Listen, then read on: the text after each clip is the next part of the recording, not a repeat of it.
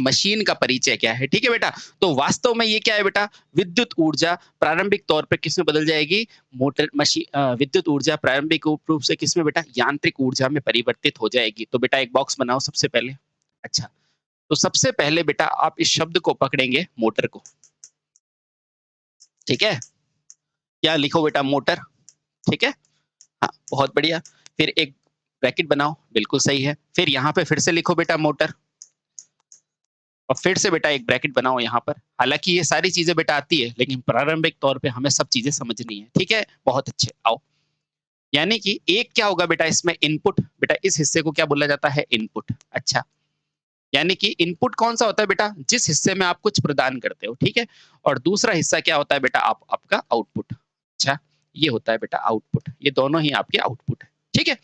अब देखना बेटा गौर से, अगर मेरा मोटर का कार्य क्या है? मोटर का सिंपल सा कार्य क्या है बेटा? विद्युत ऊर्जा को विद्युत ऊर्जा को किस में बदल देना बेटा? विद्युत ऊर्जा को यांत्रिक ऊर्जा में बदल देना होता है। यांत्रिक ऊर्जा में बदलना होता है। बदलना होता है। यानी कि मोटर क्या करती है बेटा? आपकी विद्युत ऊर्जा को यांत्रिक ऊर्जा में बदलती है। अब क्वेश्चन आता है बेटा, सर कौन सी विद्युत ऊर्जा? हम तो एसी और डीसी दोनों को पढ़ते हैं, है ना? तो बेटा एक बार आप लिखो डीसी सप्लाई, यानी कि डीसी सप्लाई, ठीक है? और एक बार बेटा आप क्या लिखोगे? आप यहाँ लिखो बेटा एसी सप्लाई। अच्छा, एसी सप्लाई, ठीक है? ये डीसी वही सप्लाई है बेटा जिसकी आवृत्ति क्या होती है? 0 होती है, 0 हर्ट्ज होती है। और ये एसी वही है बेटा जिसकी आवृत्ति क्या होती है? अपन सामान्यतः 50 हर्ट्ज लेते हैं ना वो, ठीक है? अब देखो बेटा, इसने क्या ली इनपुट के रूप में डीसी और मुझे बदले में क्या दे दिया? यांत्रिक ऊर्जा दे दी। तो ये लो बेटा, ठीक है? हाँ। अब देखो बेटा यहाँ पर क्या हुआ? इसने एसी ली और बदले में मुझे क्या दे दी? यांत्रिक ऊर्जा दे दी। बिल्कुल ये लो यांत्रिक ऊर्जा। अब बेटा इस मोटर का मैं नाम रखूँगा, ठीक है? जैसे किसी का नाम राम, श्याम ऐसे क्यों रखते हैं? क्योंकि देखो उसकी प्रवृत्ति होती है, जिसका चरित्र राम जैसा होता है तो उसका नाम राम रखा जाता है ना? अब सुनो बेटा, ये क्या है? डीसी सप्लाई, यानी कि इसके अंदर मैंने यूज़ क्या किया? डीसी। बेटा इसी मोटर को क्या बोला जाता है? DC motor. DC motor. समझ गए? कौन-सी मोटर बेटा? DC motor. क्यों? क्योंकि इसमें सप्लाई के तौर पर आपने क्या यूज़ किया है बेटा? डीसी ऊर्जा यूज़ की है, ठीक है? अब देखो बेटा, जिसके अंदर सप्लाई के तौर पर आप एसी यूज़ करोगे, उसे क्या बोलोगे? AC AC motor. ठीक है? तो बेटा ये आपके पास 2 तरह की, हाँ, प्रकार की सप्लाई मैं यूज़ करूँगा, बेटा उस प्रकार की मोटर का नाम वो दे दिया जाएगा, ठीक है? बहुत अच्छा। अतः यहाँ से क्या स्पष्ट होता है? इससे ये स्पष्ट होता है बेटा कि डीसी मोटर वह मशीन है जो डीसी ऊर्जा को यांत्रिक ऊर्जा में बदलती है। अतः अतः अतः डीसी डीसी मोटर का कार्य बेटा क्या है? यांत्रिक ऊर्जा को, ओहो! विद्युत ऊर्जा को विद्युत ऊर्जा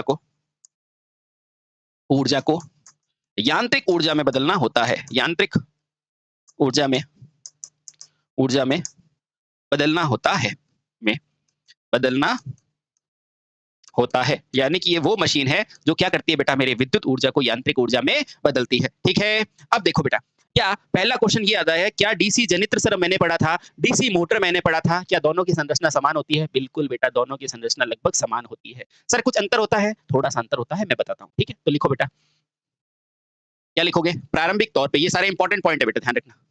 इंपॉर्टेंट। प्रारंभिक तौर पर प्रारंभिक तौर पर तौर पर डीसी मोटर डीसी मोटर तथा जनित्र जनित्र कौन सा बेटा? डीसी जनित्र डीसी जनित्र दोनों दोनों कैसा होता है बेटा? दोनों समान ही प्रतीत होते हैं। समान ही प्रतीत होते हैं। जो प्रारंभिक तौर पे बेटा दोनों क्या होते हैं? समान ही प्रतीत होते हैं। इसका मतलब क्या है? इसका मतलब कुछ नहीं है बेटा। देखो, ये आपकी एक मशीन है, ठीक है? ठीक है? ये एक मशीन है। अच्छा, इस मशीन में बेटा आपने एक इनपुट दिया और बदले में मुझे आउटपुट मिल गया, ठीक है? यानी कि यहाँ से आपने इनपुट दिया और बदले में मुझे क्या मिल गया बेटा? आउटपुट। अगर देखना बेटा, मैंने इनपुट के अंदर इसको यांत्रिक ऊर्जा दी, है ना? पहले नंबर पे। तो बेटा इधर आउटपुट में मुझे क्या मिल गई बेटा? पहले नंबर पे विद्युत ऊर्जा, है ना? पहले नंबर के क्या मिल गई? विद्युत ऊर्जा। तो ये जो पहले नंबर पे जो बेटा किसने क्या किया, यांत्रिक ऊर्जा को विद्युत ऊर्जा में बदल दिया। तो बेटा इस मशीन ने पहले नंबर पे क्या कार्य किया, समान मशीन है और बेटा इसने क्या किया, यांत्रिक ऊर्जा को विद्युत में बदल दिया, यानी कि ये डीसी जनित्र बन गया। क्या बन गया, डीसी जनित्र। ठीक है, अब देखना बेटा, इसी मशीन के इनपुट में मैंने क्या लगा दी, विद्युत ऊर्जा लगा दी, विद्युत ऊर्जा लगा दी। ठीक है, तो बेटा यही मशीन मेरे बदल के क्या बन गई, और इसी मशीन ने आउटपुट में मुझे क्या दे दिया बेटा, यांत्रिक ऊर्जा। अब कैसे दिया है जरूर बताऊंगा, यांत्रिक ऊर्जा। ठीक है, तो बेटा यही मशीन मेरी क्या कहलाएगी, यही मशीन मेरी क्या कहलाएगी, डीसी मोटर कहलाती है। ठीक है, समझ गए, यानी कि समान मशीन में जो आपने इनपुट दिया है उसके सापेक्ष मुझे आउटपुट प्राप्त हो गया है। ठीक है, तो बेटा पहला क्वेश्चन और इंपॉर्टेंट क्वेश्चन क्या है, इंपॉर्टेंट क्वेश्चन क्या है वो मैं अब लिखता हूं, लिखो बेटा। ठीक है, क्या सर जब दोनों मशीनें एक जैसी है, जैसा कि आपने बताया कि दोनों मशीनें समान प्रतीत होती है, तो क्या मैं इसे देखकर पता लगा सकता हूं कि डीसी मोटर है? बिल्कुल बेटा, आप देखकर पता लगा सकते हो। तो बेटा डीसी मशीन को, यानी कि डीसी जनित्र हो या मोटर को हो, बेटा उसको उसके कम्यूटेटर को देखकर पता लगाया जा सकता है। तो लिखो बेटा, सबसे पहले मशीन की पहचान, ठीक है, चाहे कोई भी हो, है ना। हाँ, तो लिखो बेटा डीसी जनित्र, यानी कि मैं डीसी मशीन लिख दूं, डीसी मशीन, यानी कि मैं ये भी तो समझ सकता हूं कि मेरी मशीन जो होती है ना, डीसी मशीन, है ना बेटा, इसके अंदर यही डीसी मशीन क्या होती है, जनित्र की तरह भी कार्य करती है और मशीन मोटर की तरह भी। ठीक है, हाँ, तो यानी कि मैंने दोनों को क्या लिख दिया बेटा, डीसी मशीन लिख दिया। ठीक है, हाँ, तो मैं अब लिखूंगा डीसी मशीन को, डीसी मशीन को बेटा क्या, एक कम्यूटेटर शब्द पढ़ाया था मैंने, उसको देखकर पहचान की जा सकती है। तो बेटा डीसी मशीन को उसके उसके कम्यूटेटर को, कम्यूटेटर को देखकर पहचान की जाती है, देखकर पहचान की जा सकती है, पहचान की जाती है, यानी कि आप अगर उसका कम्यूटेटर देखेंगे तो आपको पता चल जाएगा ये डीसी मोटर है कि नहीं। ठीक है, चलिए पहली बात आपकी एकदम हो गई क्लियर। सर इसके अंदर कुछ अंतर है, तो बेटा इसके अंदर एक अंतर भी होता है। ठीक है, आओ, तो इसमें लिखेंगे बेटा प्रमुख अंतर, प्रमुख अंतर, प्रमुख अंतर। अच्छा, तो सर आपने तो बोला है कि दोनों एक जैसी होती है, इधर आओ बेटा, दोनों समान ही प्रतीत होती है, और बेटा इसके आगे क्या लिख दो, लगभग, क्या लिख दो, लगभग, है ना। ठीक है, कौन, डीसी जनित्र और मोटर लगभग समान प्रतीत होती है बेटा, एग्जैक्टली नहीं। ठीक है, क्योंकि बड़ी मशीनें होती है ना बेटा, उसमें कुछ अंतर होता है। तो लिखो बेटा आगे, प्रमुख अंतर सबसे पहले लिखो बेटा, किसमें होता है, बड़ी मशीनों में, बड़ी मशीनों में अक्सर पूछा जाता है, ध्यान रखना बेटा, बड़ी मशीनों में क्या अंतर होता है। तो बेटा बड़ी मशीनों में प्रमुख अंतर क्या होता है उसको समझो। ठीक है, मोटर और जनित्र में प्रमुख अंतर बेटा किसका होता है, उसके कवर का अंतर होता है। तो बड़ी मशीनों में कवर्स का, कवर होता है ना बेटा, कवर होता है ना, उसको बाहर से ढकते हैं, वो कवर, यानी कि ढांचे का अंतर होता है, कवर्स, या कह सकते हैं बेटा ढांचा, ढांचे का अंतर होता है। अब आप कहोगे सर कौन से कवर का होता है, बिल्कुल बताता हूं, अंतर होता है। पहले ये समझ में आया ना आपको कि मेजर अंतर क्या होता है बेटा, आपके कवर्स का अंतर होता है। अब कौन से कवर का होता है आइए जानते हैं। ठीक है, चलिए अब देखो बेटा, जनित्र में क्या होते हैं बेटा, एंड कवर क्या रखे जाते हैं, मोटे रखे जाते हैं, और मोटर में क्या रखे जाते हैं बेटा, छोटे रखे जाते हैं। समझे, यानी कि जो जनित्र होता है ना बेटा, सुनो, जनित्र में, मुझे बताओ ये आपका जनित्र है, ठीक है, जनित्र है। अब जब ये जनित्र है बेटा, इसमें क्या होगा, जैसा कि नाम से पता चल रहा है, इसमें विद्युत ऊर्जा जनित्र होगी कि नहीं। हाँ, और जब विद्युत ऊर्जा होगी तो बेटा इसके अंदर हीट आएगी, क्या आएगी, हीट आएगी। अब सुनो, अब देखो जनित्र जो होता है ना बेटा, इसमें क्या होता है, विद्युत ऊर्जा बनती है, विद्युत ऊर्जा, ऊर्जा बनती है। ठीक है, बहुत सही। अब जब विद्युत ऊर्जा बनेगी तो बेटा विद्युत ऊर्जा से क्या होगा, उसमें ऊष्मा उत्पन्न होगी, ऊष्मा क्या होगी बेटा, ज्यादा उत्पन्न होगी, ऊष्मा ज्यादा उत्पन्न होगी, है ना। और जितनी ऊष्मा ज्यादा उत्पन्न होगी ना बेटा, उतनी ही उसके अंदर गर्मी होगी, होगी कि नहीं, उत्पन्न होगी, होगी कि नहीं, होगी सर। अब जितनी ऊर्जा ज्यादा होगी बेटा, उतनी ऊष्मा उतनी ज्यादा उत्पन्न होगी, और बेटा इसी ऊष्मा को वायुमंडल में भेजने के लिए हम क्या करते हैं बेटा, या कह सकते हैं जनित्र को ठंडा करने के लिए इसके एंड कवर की बॉडी को खुला बनाते हैं। और बेटा इसी ज्यादा उत्पन्न होती है कौन बेटा, ऊष्मा ज्यादा उत्पन्न होती है, या ऊष्मा ज्यादा उत्पन्न होती है, ऊष्मा ज्यादा उत्पन्न होती है ना। और ऊष्मा ज्यादा होगी तो डीसी जनित्र को, डीसी जनित्र को बेटा, बहुत टेक्निकल पॉइंट है, डीसी जनित्र को ठंडा रखने के लिए, को ठंडा रखने के लिए, ये जनित्र है ना, डीसी जनित्र को ठंडा रखने के लिए, रखने के लिए बेटा क्या, आपके इसके जो एंड कवर्स होते हैं उसको खुला रखा जाता है। इसके इसके एंड कवर को, यानी कि जो छोर के जो कवर होते हैं ना बेटा, एंड कवर्स को क्या रखा जाता है, मोटर की अपेक्षा ज्यादा खुला रखा जाता है, मोटर की अपेक्षा ज्यादा खुला रखा जाता है। यानी कि मोटर की अपेक्षा बेटा क्या आपको ज्यादा खुला रखा जाता है, एंड कवर को खुला रखा जाता है। ठीक है, तो आपका क्या क्वेश्चन है, आपका बेटा पूछेगा कि डीसी और जनित्र और मोटर में प्रमुख अंतर क्या है बेटा, उसके कवर या ढांचे का। ठीक है, प्रमुख अंतर क्या है, उसके कवर या ढांचे का। क्यों? क्योंकि आपको पता है बेटा जनित्र होगा ना, उसमें ऊर्जा बनेगी, और ऊर्जा बनेगी तो उसके साथ साथ उसकी वाइंडिंग में ऊष्मा बनेगी, और उस ऊष्मा को बेटा ऊष्मा उत्पन्न होगी, और इसलिए उसको जनित्र को क्या रखा जाएगा बेटा, ठंडा रखा जाएगा।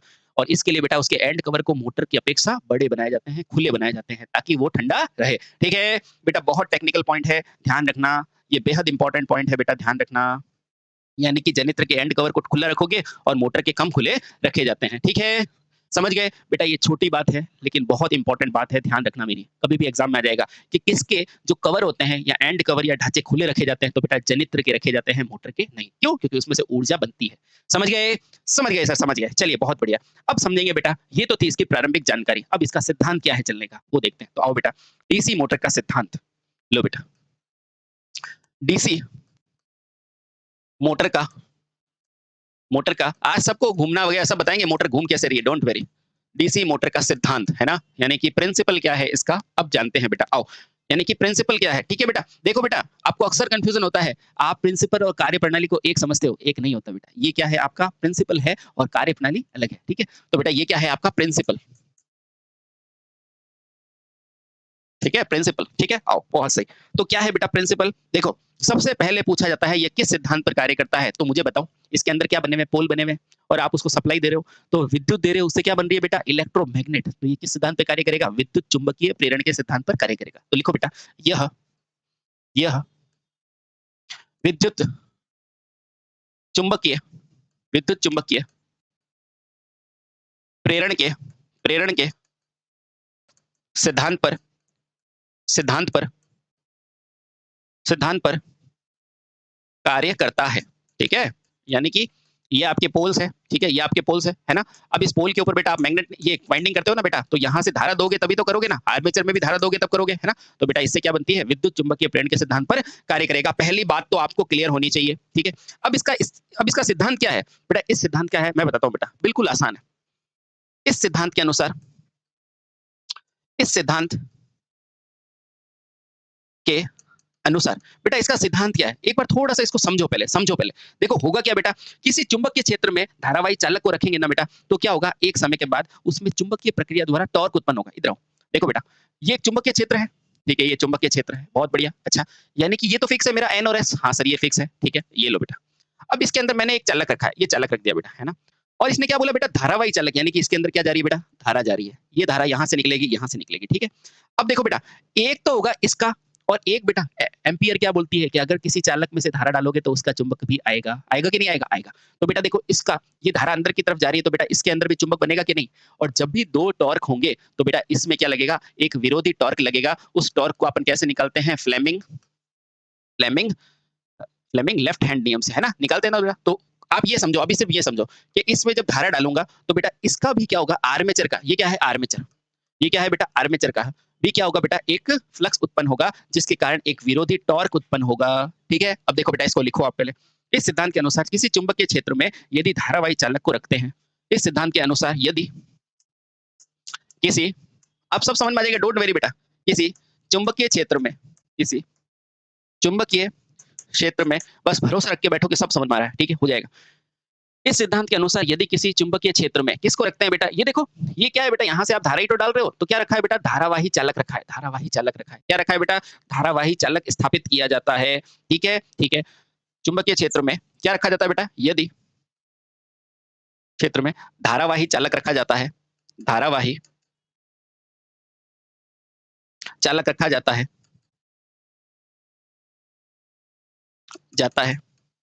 ठीक है, तो क्या होता है बेटा, चालक में स्वयं का चुंबक भी उत्पन्न होता है या चुंबकीय क्षेत्र उत्पन्न होता है। किसने बोला था, मैरी ने बोला था नहीं भाई, इसलिए बोलते हैं पहला पढ़ो। मैडम मैरी क्या बोलती है कि यदि धारा होगी तो उसके आसपास चुंबकीय क्षेत्र होगा ही होगा। ये कौन बोलती है बेटा, मैरी बोलती है कि नहीं बोलती है बेटा, एम्पियर मैरी, है ना। हाँ, अब सुनना, धारावाही चालक रखा कौन सा बेटा, धारावाही है। तो क्या होगा, इस चालक में भी, तो इस चालक में भी, इस चालक में भी क्या होगा बेटा, स्वयं का यानी कि खुद का, स्वयं का क्या उत्पन्न होगा बेटा, चुंबकीय क्षेत्र उत्पन्न होगा।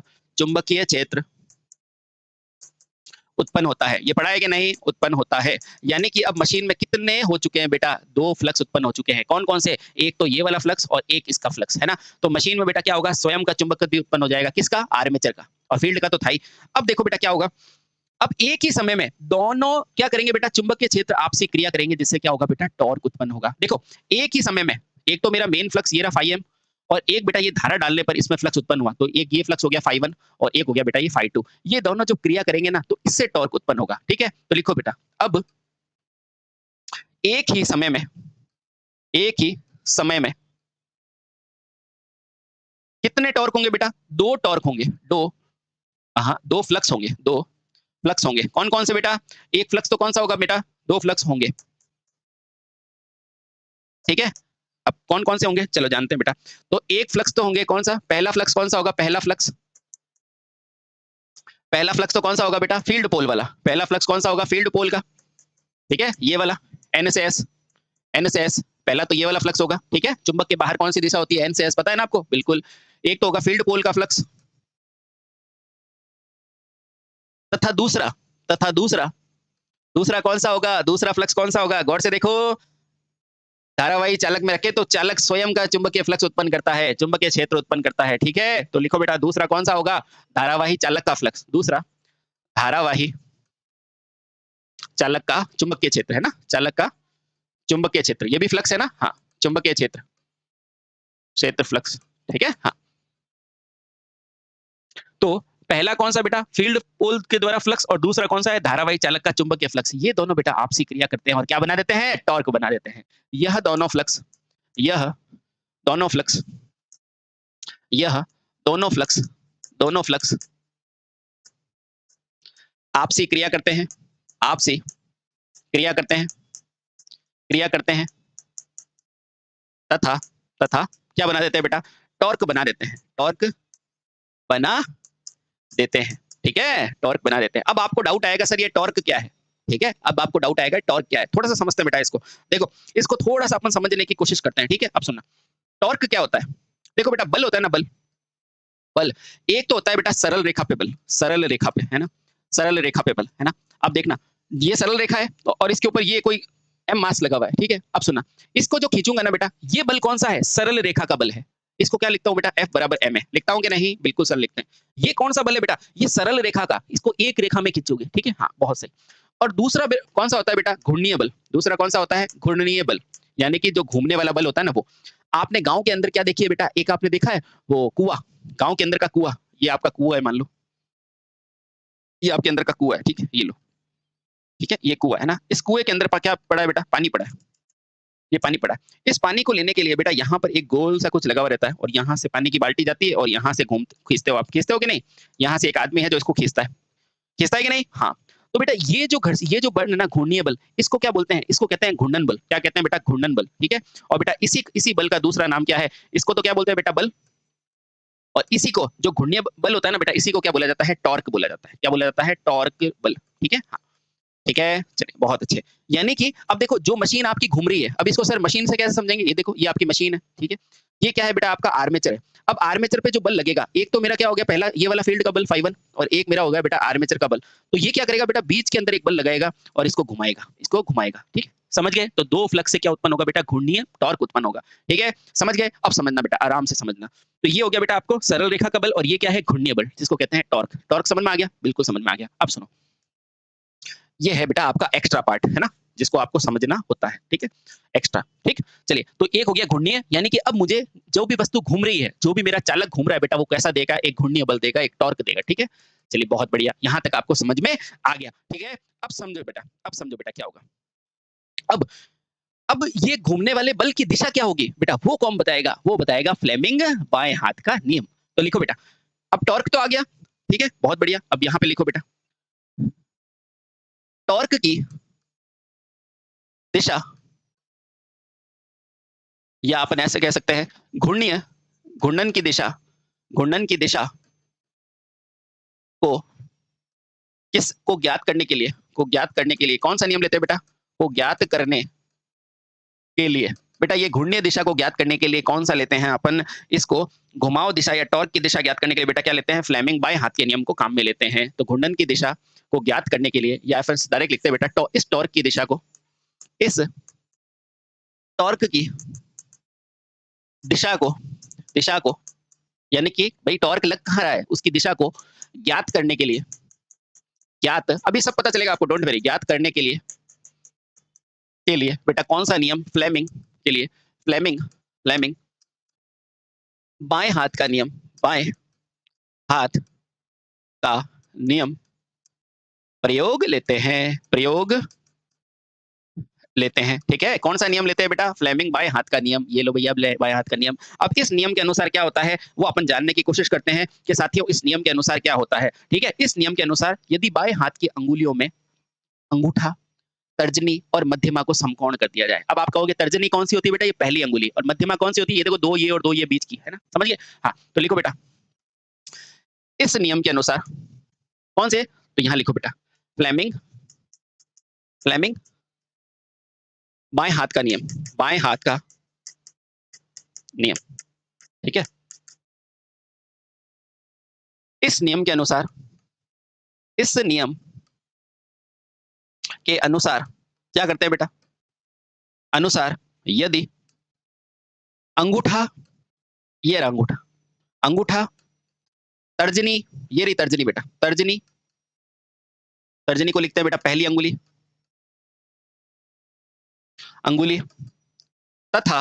तथा मध्यमा यानी कि ये मिडिल फिंगर, दो ये और दो ये, ठीक है। मध्यमा को समकोण पर रखा जाता है, को समकोण यानी कि 90 डिग्री पर रखा जाता है, तो देखो तो क्या होगा बेटा, तो आपको तर्जनी होगा या फिर अंगूठा होगा बेटा, किसको दिखाएगा, तो इसमें देखना बेटा, तो आपको अंगूठा क्या दिखाएगा पहली बात, उसके बाद बेटा दूसरा आपको मध्यमा क्या बताएगी दूसरी बात, ठीक है। और तीसरा और इंपॉर्टेंट बेटा इसके अलावा आपको जो आपकी तर्जनी होती है वो क्या बताएगी, उसके लिए बात है, तर्जनी अंगुली क्या बताएगी, ठीक है। अब देखना बेटा इस तरह से होता है, यानी कि ये आपका हाथ है, मान लो ये अंगूठा है, ये पहली अंगुली है, ये है, बाकी सब इसमें ये है राइट हैंड रूल, ठीक है। आपस में सब 90 डिग्री। ये अंगूठा क्या बताएगा बेटा, ये अंगूठा है, ये क्या है बेटा, ये तर्जनी है, और ये क्या है बेटा आपकी मध्यमा, ठीक है। हाँ अंगूठा आपको क्या बताएगा, हमेशा अंगूठा बताएगा मोशन की दिशा, यानी कि गति की दिशा, क्या बताएगा बेटा, गति की दिशा। ये जो तर्जनी है या पहली उंगली है बेटा आपको क्या बताएगी, मुख्य फील्ड की दिशा, क्या बताएगी, मुख्य फील्ड दिशा, ठीक है। अब देखो ये जो मध्यमा है ना बेटा, ये वो है जो क्या कर रहे हो बेटा, जो आर्मेचर में जो आपने धारा डाली है ना उसकी दिशा, तो यहाँ पे क्या लिखोगे बेटा, आर्मेचर धारा की दिशा, आर्मेचर धारा की दिशा, या कहीं कहीं बेटा इसको ईएमएफ भी लिखते हैं, तो ध्यान रखना, ठीक है, क्योंकि इसी में ही तो होगा। हाँ तो अंगूठा बेटा आपको क्या दिखाएगा, गति, ठीक है। मध्यमा आपको क्या दिखाएगी बेटा, धारा की दिशा, और बेटा ये जो तर्जनी है वो आपको क्या बताएगी, चुंबकीय क्षेत्र की दिशा दिखाती है। अब कैसे है ये सब अभी नियम लगाएंगे, डोंट वेरी, आपको सब समझ में आएगा। चुंबकीय क्षेत्र की दिशा निकालते हैं, ठीक है। चलिए तो बेटा ये सारी चीजें एक बार आप देखो, फिर इसको आराम से मैं समझाऊंगा, डोंट वेरी, है ना, डोंट वेरी। अब जब मैं अब बेटा आप समझने के लिए तैयार हैं इसकी कार्य प्रणाली। तो बेटा ये तो था आपका सिद्धांत, तो सिद्धांत क्या है, कौन सा सिद्धांत है बेटा, विद्युत चुंबकीय प्रेरण का सिद्धांत, है ना। ध्यान रखना पहली बात, क्या सिद्धांत है कि यदि किसी चुंबकीय क्षेत्र में मैं क्या करूंगा, धारावाही चालक को रखूंगा, तो बेटा क्या होगा, उस धारा के कारण उस चालक में भी क्या बन जाएगा, एक चुंबकीय क्षेत्र, और इन दोनों चुंबकीय क्षेत्र की क्रिया से एक टॉर्क उत्पन्न होगा जो उसको घुमाएगा, और बेटा उसे ही क्या बोला जाता है, उसे ही टॉर्क कहा जाता है। और इस टॉर्क की दिशा ज्ञात करने के लिए बेटा हमारे पास कौन आता है, हमारे पास फ्लेमिंग बाएं हाथ का नियम आता है। बोलो समझ में आया क्या, आ गया, इसके फ्लेमिंग बाएं हाथ का नियम आता है। अब देखो इस फ्लेमिंग बाएं हाथ के नियम में क्या होता है, अंगूठा, तर्जनी और मध्यमा। अंगूठा क्या बताएगा बेटा, मोशन यानी कि गति की दिशा, मध्यमा क्या बताएगी, धारा की, और तर्जनी क्या बताएगी बेटा, चुंबकीय क्षेत्र की दिशा बताती है। बोलो सही। चलिए अब देखते हैं बेटा इसकी कार्य प्रणाली को, ठीक है। क्या देखेंगे बेटा, इसकी कार्य प्रणाली, कि इसको मशीन को कार्य कैसे कराया जाता है, ठीक है। चलिए अब आराम से बेटा इसकी कार्य प्रणाली को समझते हैं। तो लिखो बेटा अगला, डीसी मोटर की कार्य प्रणाली, ठीक है बेटा। अगर आपने कभी नहीं पढ़ा है ना बेटा, और इस लेक्चर को देखोगे ना, फिर भी आपको सब चीजें समझ में आ रही होगी, डोंट वरी, है ना। अब इसकी कार्य प्रणाली क्या है, ठीक है। अच्छा अब देखो बेटा, इसकी कार्यप्रणाली को समझने के लिए आपको क्या समझ में आया बेटा कि यदि किसी चालक में धारा प्रवाहित करेंगे तो बेटा उसके अंदर चुंबकीय क्षेत्र स्थापित होगा और उसके कारण वो घूमेगा, है ना? यही है कार्यप्रणाली। बहुत अच्छे। तो देखो बेटा, सबसे पहले इसको आराम से एक बार देखो कि इसको कार्यप्रणाली को कैसे समझा जाएगा। समझो बेटा, सबसे पहले इस कार्यप्रणाली को समझने के लिए मुझे क्या-क्या चाहिएगा? मुझे चाहिएगा आवश्यक आवश्यक रूप से मुझे क्या चाहिए? मुझे एक तो क्या चाहिए बेटा? मुख्य चुंबकीय क्षेत्र, मुख्य चुंबकीय क्षेत्र, ठीक है? बहुत बढ़िया। और क्या चाहिएगा बेटा?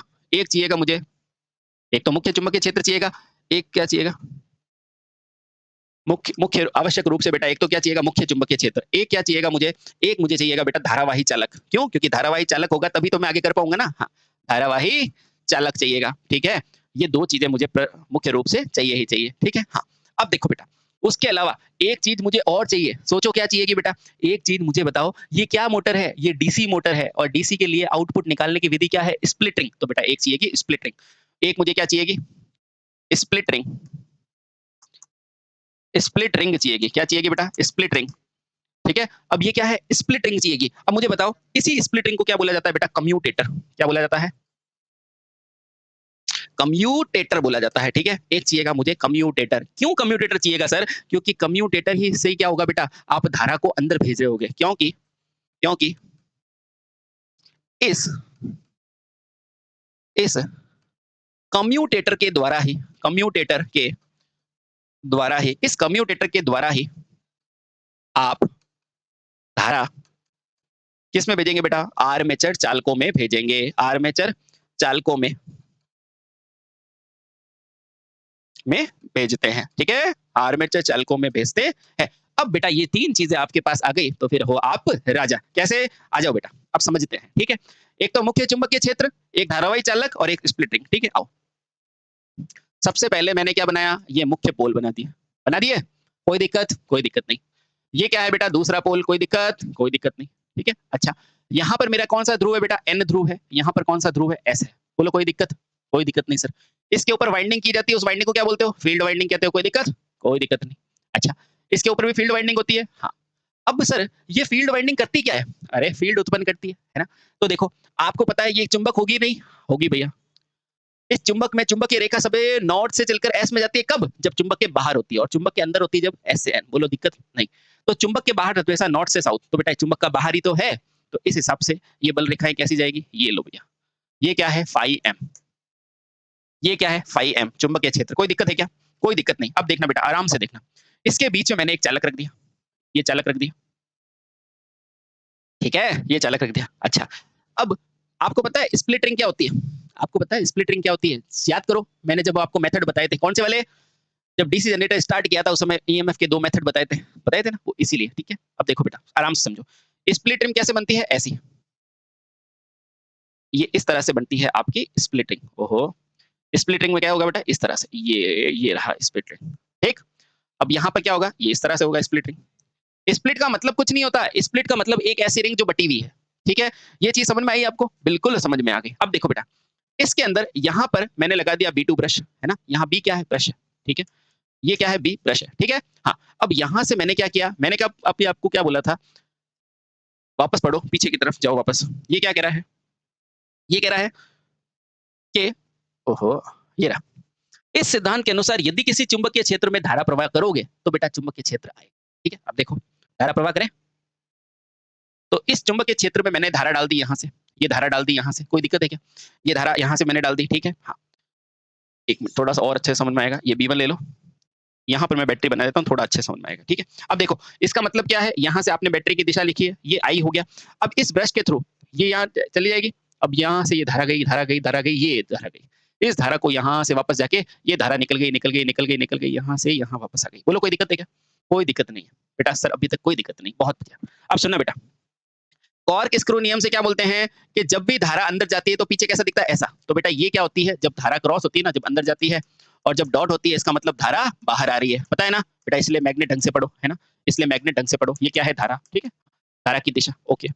यानी कि ये अंदर जा रही है, तो बेटा यहाँ क्या आएगा? क्रॉस। ये लगा दिया मैंने क्रॉस, कोई दिक्कत? कोई दिक्कत? कोई दिक्कत नहीं। ये क्या है बेटा? डॉट, कोई दिक्कत? कोई दिक्कत नहीं। बोलो यहाँ तक कोई दिक्कत है? कोई दिक्कत नहीं। अब देखो बेटा, अब सर मुझे बताओ ये घूमी कैसे? अरे बता रहा हूँ। अब देखो इसका मतलब इसके अंदर भी एक चुंबकीय क्षेत्र होगा और इसके अंदर भी चुंबकीय क्षेत्र होगा। देखना बेटा, इसका मतलब क्या है? इसको मैं वापस यहाँ बना देता हूँ। तो ये मेरा क्या है बेटा? एक मैग्नेटिक फील्ड है। यही तो मेरा चालक है ना? इसी चालक को मैं उठा के यहाँ लाया हूँ। तो ये क्या है बेटा? एक क्रॉस है और यहाँ पर क्या है? डॉट है, ठीक है? तो बेटा जब इसके अंदर धारा डालोगे, जब इसके अंदर धारा डाली है, तो बेटा इसका खुद का भी चुंबकीय क्षेत्र भाई एक चुंबकीय क्षेत्र तो ये रहा phi m और एक बेटा इसका खुद का होगा, है ना? होगा कि नहीं? अब यहाँ कौन-सा नियम लगाओगे? यहाँ पर भी वही सीधे हाथ का नियम, सीधे हाथ का नियम। चालक में चुंबकीय क्षेत्र कैसे निकालते हैं? सीधे हाथ के नियम से। तो बेटा यहाँ क्या लिखोगे? चालक में या फिर कह सकते हैं बेटा धारावाही चालक में, चालक में बेटा क्या चुंबकीय क्षेत्र की दिशा, क्षेत्र दिशा बेटा कैसे निकालते हो? सीधे हाथ के नियम से। अब सीधे हाथ का नियम जनरेटर में बताया था आपको, सीधे हाथ के नियम से, ठीक है? अब सीधे हाथ के नियम में क्या होता है? अब देखो ये क्या है? अंदर जा रही है तो धारा क्या है? क्लॉकवाइज है कि नहीं? क्लॉकवाइज, ये रही बेटा क्लॉकवाइज। इसमें देखो बाहर आ रही है तो धारा क्या है? एंटी क्लॉकवाइज, ये रहेंगे। इसमें कैसे दिखा बेटा? इसमें आपको अंगूठा तो क्या दिखाएगा? यहाँ लिख देता हूँ। अंगूठा क्या दिखाएगा मुझे? धारा की दिशा और घूमती अंगुलियां क्या दिखाएगी? चुंबकीय क्षेत्र। वैसे तो इसकी जरूरत नहीं है लेकिन तो भी देखो बेटा, ये अंगूठा मुझे धारा की दिशा, ये अंगूठा और ये चुंबकीय क्षेत्र। यानी कि इसको बल कैसा लग रहा है? नीचे की तरफ बल लगा है कि नहीं? भाई ये भी नीचे की तो ये भी नीचे की, तो चालक ऐसे घूमेगा, ठीक है? अब इधर आओ। अब यहाँ पर बेटा क्या लगाएंगे हम फ्लेमिंग का नियम लगाएंगे। अब देखो, अब तक मुझे क्या पता चला कि दोनों बल, अब तक मुझे क्या पता चला कि यदि यदि दो फ्लक्स है, दो फ्लक्स है तो क्या उत्पन्न होगा बेटा? दो फ्लक्स से मुझे मेरा क्या उत्पन्न होगा? टॉर्क उत्पन्न होगा। यही लिखा था ना मैंने, ये देखो, ये देखो, ये क्या लिखा है बेटा? पहला फ्लक्स और दूसरा, पहला फील्ड फ्लक्स और दूसरा धारावाही चालक, इन दोनों से क्या उत्पन्न होगा? टॉर्क उत्पन्न होगा, होगा? ठीक है। तो बेटा अब मैं क्या करूंगा? अब मैं क्या करूंगा? दोनों फ्लक्स, कौन सा? फील्ड और आर्मेचर, इससे क्या उत्पन्न होगा बेटा? टॉर्क उत्पन्न होगा, ठीक है? तो अब मैं क्या करूंगा? उत्पन्न होता है। अब इस टॉर्क की दिशा को ज्ञात किया जाएगा। तो देखो बेटा, इस टॉर्क की दिशा को, टॉर्क की दिशा को, की दिशा को किससे ज्ञात करोगे? आप ज्ञात करोगे फ्लेमिंग लेफ्ट हैंड नियम से। फ्लेमिंग लेफ्ट हैंड नियम से ज्ञात करेंगे। बोलो करोगे कि नहीं? करेंगे। अब देखो बेटा, वापस ये रहा लेफ्ट हैंड। ये क्या था बेटा? ये देखो, आराम से बेटा, इसको बहुत गौर से पढ़ना है ना। देखो ये क्या था? मुख्य चुंबकीय क्षेत्र। ये क्या है? धारा। और ये क्या है? आपके धारा की दिशा और ये लगने वाले बल को बताएगा, ठीक है? अब आओ, अब आराम से हो जाएगा।